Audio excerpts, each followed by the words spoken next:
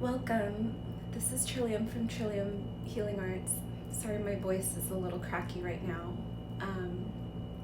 I was just visited by my landlady, who just passed yesterday, and it was a peaceful and planned passing. She had assisted suicide by a nurse, but I'm going to go into depth about the crazy story of everything that transpired. So she just visited me, and she was a Pisces and just very emotional. I'm not one to just cry a lot, but she somehow projected emotions into my body. Sometimes when I work with people, their spirit guides come into me, and through me I experience a lot of telepathic communication, a lot of emotional communication. I'm not sure what kind of, if that makes me some sort of like energetic medium. I always thought of myself like maybe along the lines of partially psychic, but it's just one of the things. I pick on energies and feel it. And so it had been kind of a crazy situation, and I asked her permission, and she said it's okay to share it now. And she's on the other side, and she's told me telepathically that it all makes more sense now, and it's just kind of like a game. So I had meditated on our relationship, and it was very like tense relationship. In the beginning, she was very difficult. I had to draw a lot of boundaries with her. We worked through so many things. We basically, through our relationship, reparented each other. You know, I enforcing the boundaries that I never really enforced, having kind of an absent mother. It was like the opposite. Now I had a helicopter mom, you know, and then her never having children. She was gay, kind of having the opportunity to almost have a child, but also me reparenting her and exercising boundaries and teaching her about communication and stuff like that. And through our relationship, even though there were a lot of challenges, we learned forgiveness. I learned forgiveness while I was with her.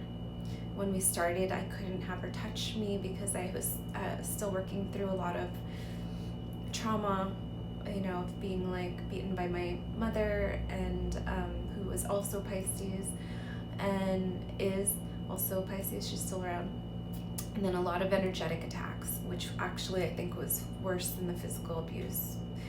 The energetic attacks were in my body and made me have a really hard time being touched by like maybe anyone than like my trusted lover. And so it was a really crazy situation actually. So I'm pretty sure we manifested each other. I was looking for a place to rent, and she was looking for a tenant, and we found each other. And she had inherited the place from her old friend and landlady.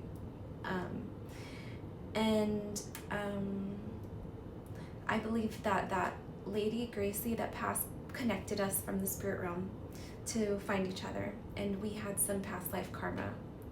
So I tapped in, and before I had found out that in past life we were both men and she killed me, so in this life she was kind of repaying, balancing out the karma.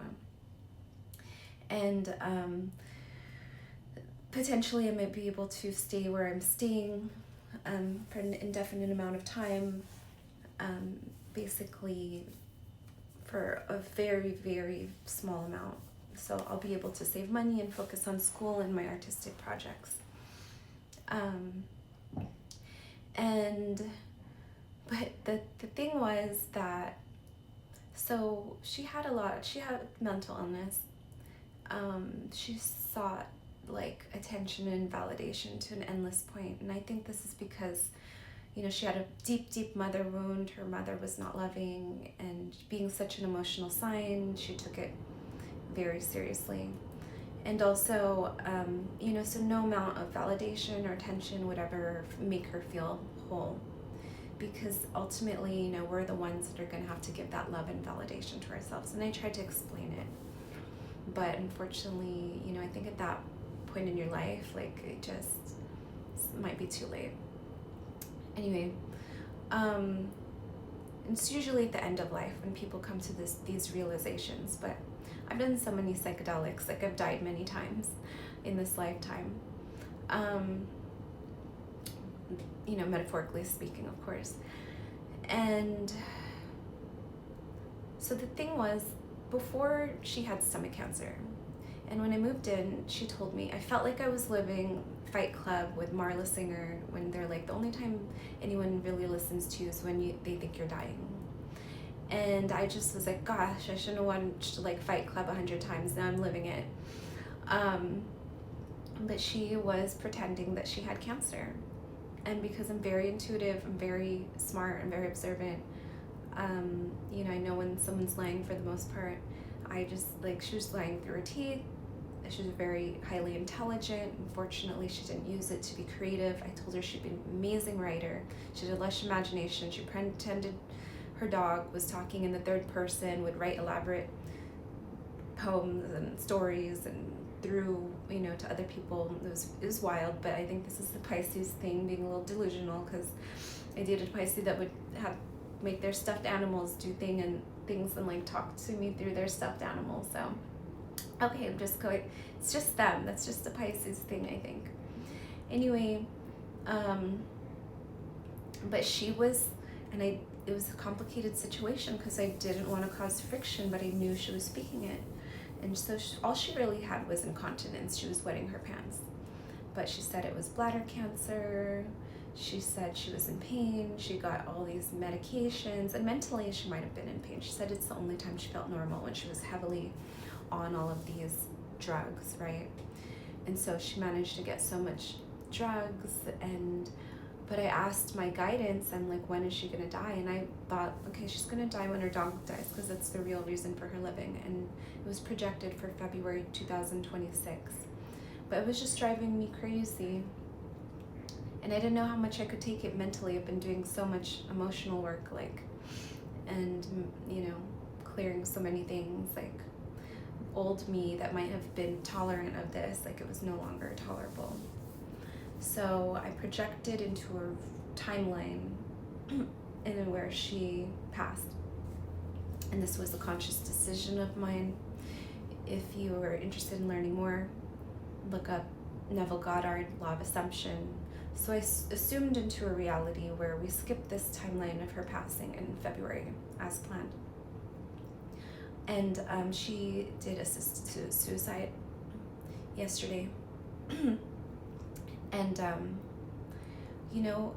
when she visited me, like, she conveyed so much love. We had this telepathic understanding that, she was just doing the best she could. She didn't mean, all the stuff. And she sent me so much gratitude and love from the other side. Like, I'm not a super, super emotional person, but I was just overwhelmed with tears right now. And she visited me earlier, and I felt such love and compassion. And she told me she'd visit me, and I told her, I know, I'm gonna see you, because I got messages from the other side. And told her that, that this 3D reality is just a veil of separation. Like, none of this is real. We're all just collectively dreaming. We're like puppets, hand puppets from the same body, talking to each other. And I know this is just a dream. But it was really wild during the time I was there. She said something like, I'm making out like a bandit. So, but she passed before anyone found out. Maybe some people knew, but gave her the benefit of the doubt. But I knew, and that it wasn't real. But what I do want to wrap up with is, mental illness is real. Negative thoughts and energy do manifest in the body. So maybe only because she was mentally ill doesn't mean she wasn't really ill. Mental illness is a real thing, and it manifests energetically. So eventually all of her unhealed trauma would have manifested into something that would have killed her. But that's just a little share. I might talk about it again. Anyway, thanks for tuning in. I hope you have a wonderful day. Remember to love and forgive everyone, every day, every moment. Sending you love and light.